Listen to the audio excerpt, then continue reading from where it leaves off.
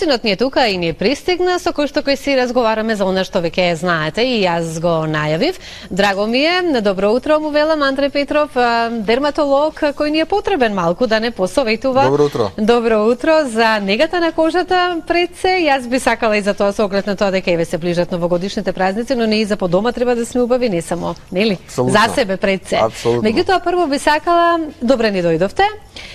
Би сакала првенствено сепак да споменеме за проблематиките со кои што може да се соочиме во зимскиот период најчесто. Зимата си носи своји, да кажам, проблеми како што си ги носи и летото понекогаш од аспект на кожата. Значи студено е, кожата повеќе се суши, помалку работат потните и лојните жлезди и кога тие помалку работат, таа помалку се подмачкува и на тој начин е посува. Затоа треба да се мачка, затоа секојдневно треба да се негува, да се мачка, да се одржува. Она што исто така е важно е дека треба да се знае во зимниот период се потенцираат низа на оние болести кои ги имаат некои од луѓето. Кои се најчестите болести? Споменавме болести, каков тип на болести може да се? Зборувам за оние работи кои се поврзани со влијанието на студот, одредена осетливост на крвните садови, на капиларите на кожата, знаат да попукаат, да се јават таков вид на крвни подливи. Атопискиот дерматитис знае да се влоши поради студеното, кожата уште посува, станува чеша. Во ова време и со прекомерната употреба на овие дезинфициенси кои секој ден ги користиме. Тоа ќе беше моето прашање, да. Тоа дополнително ја влошува работата, така да зимата си носи своји проблеми кои треба да ги надминеме со одржување на нега на кожата, со постојано незино постојано навлажнување. Така. Вие како се одржувате вашата кожа?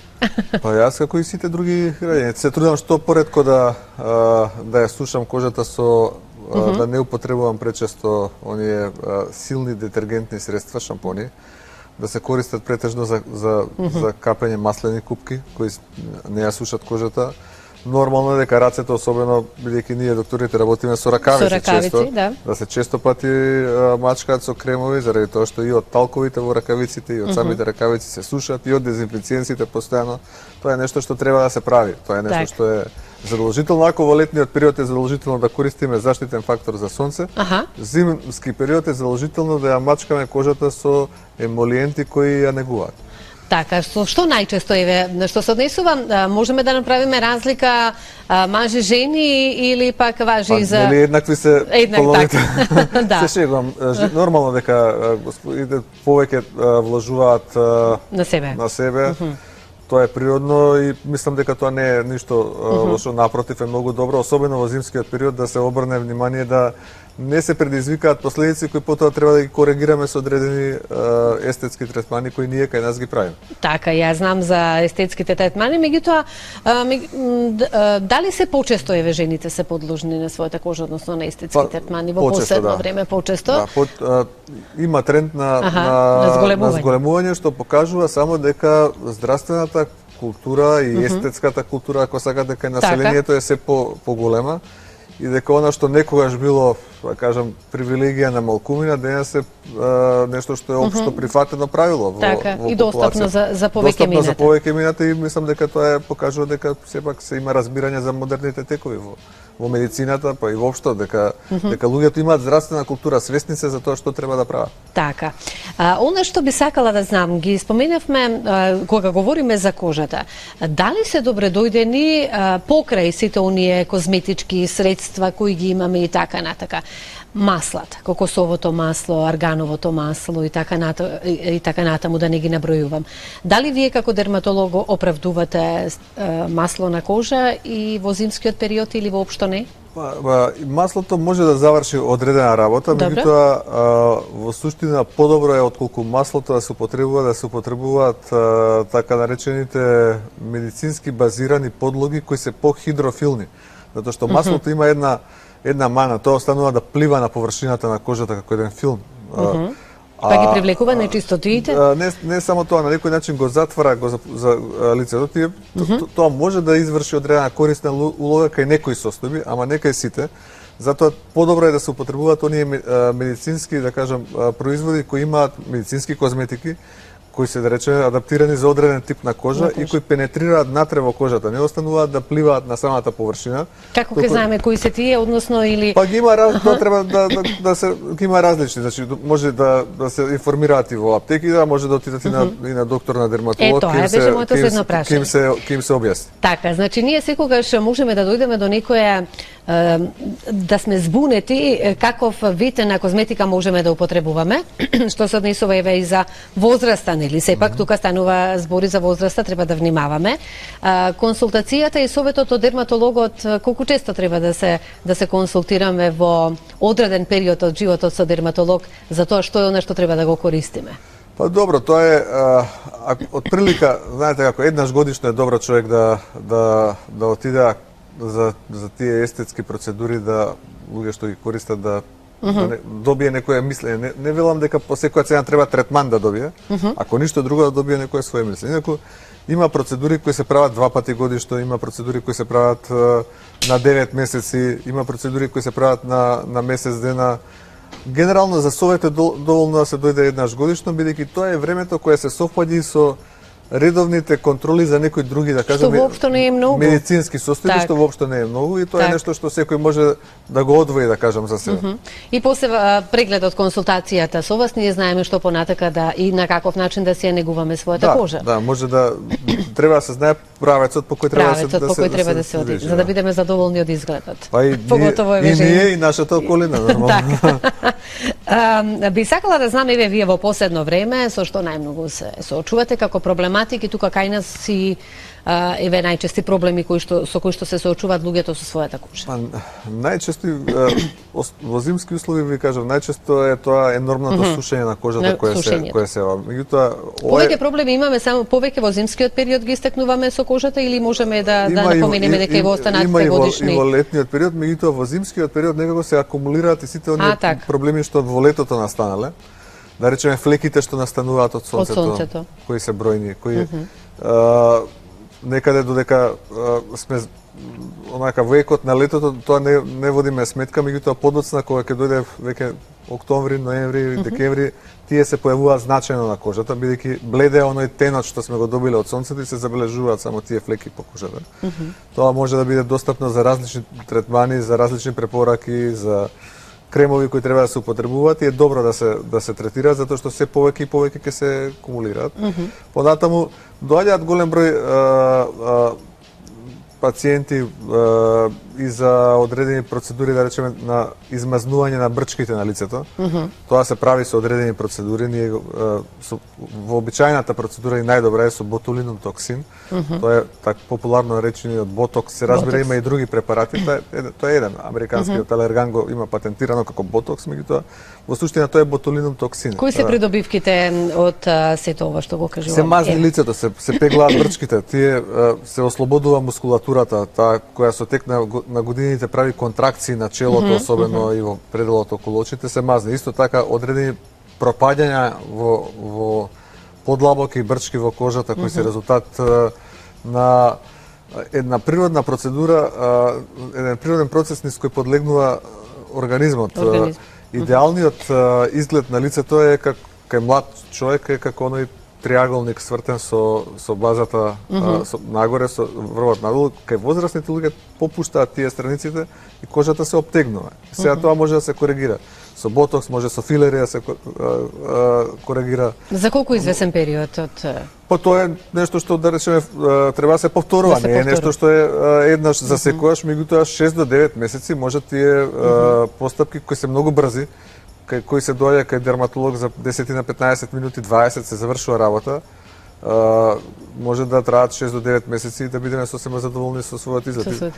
Меѓутоа има и други процедури, се повеќе се користат кои што може да се употребат така. Се повеќе се користат лазерските третмани, значи особено така наречениот лифтинг лазерски на лицето, која е единствената алтернатива на хируршкиот лифтинг, која е драстична процедура за која треба долго време на опоравок, која не може да ја правиме постојано. Ова се работи со употреба на одредени техники кои го затегнуваат лицето, го обтегнуваат и на тој начин го постигнуваат она што сакаме да го постигнеме, но и други работи од типот на различни третмани, модерни во поново време со плазма, пилинзи, мезотерапија. Сето тоа еден модерен асортиман на една Во 21 век. на една дерматолошка естетска Така. бланта која треба да се прави, да. Наставот ни е најчестите проблеми во со кожата во зимскиот период, но и како ние да си ја негуваме. Ајде, според сето она што ни е како дадено тема, што ќе одговорите вие како доктор? Па како да ја негуваме? Кожата треба редовно да се чисти прво, затоа што на неа има се кумулира во текот на денот бактерии. Добро. Меѓутоа таа не треба да се струга буквално да се од неа исчисти се, да се одишти, бидејќи кожата На благ начин, така да ги... таа треба да се со благи со специјални средства, не со некои силни сапуни и така натаму, да се чисти особено навечер од сите оние состојки кои на неа се кумулираат во текот на денот, кои се мешавина на шминки, кај жените мешавина на распаднати епителни клетки, на бактерии и така натаму, и тоа треба да се отстрани. Еве сега и со маските, нели? Тие се дополнителен проблем сега, кој за жал нешто што мора да го правиме. И тоа е нешто што мора да се прави. Меѓутоа кожата треба да се знае дека има на неа природна количина на бактерии. Кожа на возрастен човек има околу 3 кг бактерии на неа. И тоа се сапрофити кои ни помагаат да се одбраниме од оние лошите бактерии. Значи тоа е нешто што 3 килограми 3 реков. килограми кај возрастен човек, што Се уште размислувам што Да, 3 килограми бактерии. Так. Значи тоа е нешто што треба да го Ова информација прв пат ја слушам искрено да видам. Тоа е нешто што е многу корисно за организмот, затоа што не брани од оние патогени бактерии кои условно да кажам може да искористат таа празнина ако тие ги нема и да го нападнат организмот. Заради тоа не треба таа ригорозна хигиена која се одржува по Да не бидеме обседнати дека мора до тој степен дека тоа треба да биде стругање на кожата со сапуни и со така. детергенти и дека на тој начин ќе испречиме инфекциите. Не е така. Значи овие често пати дел и од особено помлади колеги, па и доктори, некои кои работат, земаат брисеви од кожата каде што нема никакви промени. Тоа е погрешно. Тоа е сосема фаќање на погрешен правец. Нормално е на кожата да најдете бактерија. Ништо не е чудно. А во некои делови од кожата ги има и повеќе и ги има и од различни типови, дури и некои што не треба да ги има. Значи тоа е една работа што треба да се знае. Втора работа е треба да се нанесуваат доволна количина кремови за да кожата не пука, да не биде сува, затоа што кожата кога пука, кога е сува, таа исто така е полесна влезна врата за бактерии, за одредени патолошки процеси и така натаму. Затоа секојдневно треба да се мачка кожата со емолиенти кои се адаптирани во зависност од типот на кожата. Ги има за екстремно сува кожа, ги има за умерена Но затоа го кожа. кажавте, еднаш годишно кај вас како дерматолог и ние се знаеме во кој правец треба и на каков начин и која козметика да си ја користиме за себе, затоа што вие ќе определите најверојатно. Секогаш ние Така. советуваме дерматолозите медицински козметики и тие кај нас во Македонија веќе ги има сите врвни брендови. И тука не е нешто што да речеме сме Наши производи. Има и наши, Така. има и домашни, има и странски производи, ама сите се присутни на пазарот во Ги Македонија. имаме при рака. Ги има при рака и граѓаните може да си одберат во зависност од условите, во зависност од тоа што може да го купи. Значи тоа е нешто што треба да се прави, она што исто така треба да се прави е во зимно време да се штити кожата со облека, заради тоа што само студенилото може да предизвика одредени промени на нозете, на рацете и така натаму кои може да бидат проблематични. Долгото стоење во чевли кои се повисоки чевли кои не се отворени зимно време исто така може да предизвика одредени промени на нозете, одредени габични инфекции, одредени друг тип на промени, проширени вени да станат уште понагласени. Значи сето тоа си носи своје и сето тоа треба да се коригира и може многу ефикасно да се делува, да се во рамки на генетската диспозиција на еден човек, да тие проблеми се намалат и тоа е една работа која треба да се прави континуирано во текот на целата година. Така. Ги споменавме, значи, оние козметики кои навистина ни се при рака, со кои што можеме да ги користиме, и колку може да ни помогнат вистински во животниот тек за да кожата ни изгледа убаво? Па може многу да помогнат. Тука и колку да ги користиме во текот на денот? Доволно е да се користи 2 пати во текот на денот. Дневна да се имаме и ноќна крема?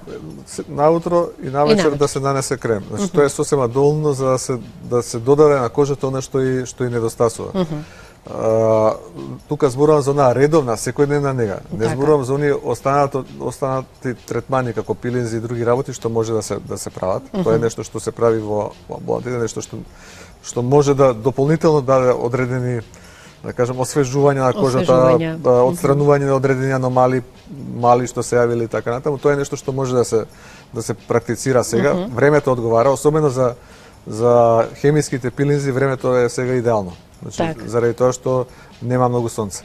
А би сакала тука некаде на крајот од нашиот разговор да не заборавам да ве прашам колку е важна исхраната за убава кожа.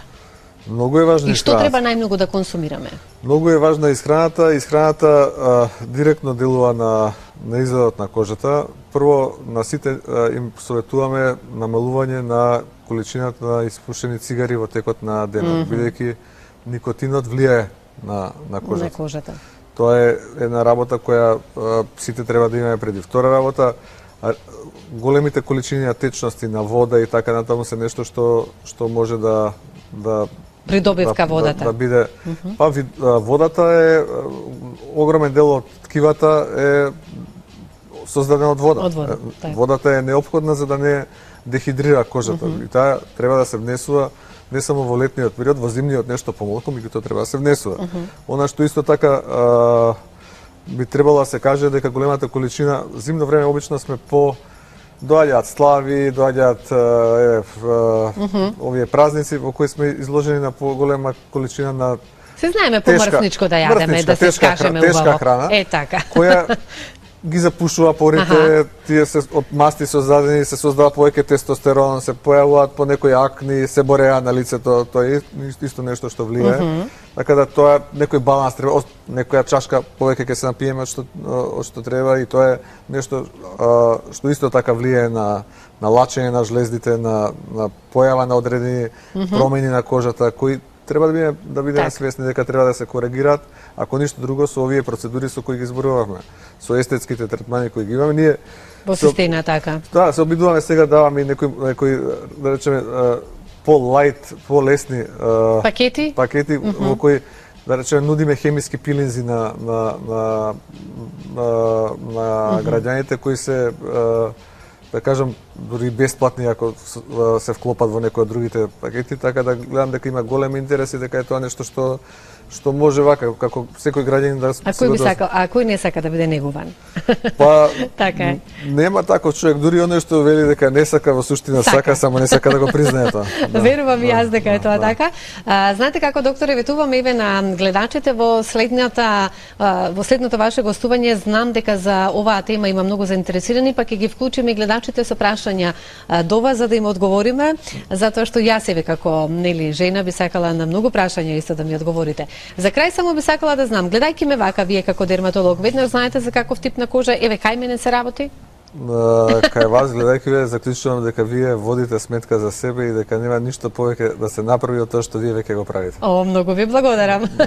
Ви благодарам и секогаш сте ни добре дојдени. Како што кажав, ќе одговориме некогаш и за гледачите, еве вака да се посоветуваат со вас, затоа што навистина сте ни потребни, сепак треба да се негуваме без разлика на мажи, жени, тоа веќе и во 21-виот век воопшто не станува збор за нешто такво. Знам дека сите сакаат и ви посакувам секое добро, па се гледаме повторно. Се гледаме, благодарам на поканата. Благодарам на одвоеното време. Вие, почитувани, останете и понатаму со нас, следат се уште интересни содржини за вас во Добро утро, секое утро.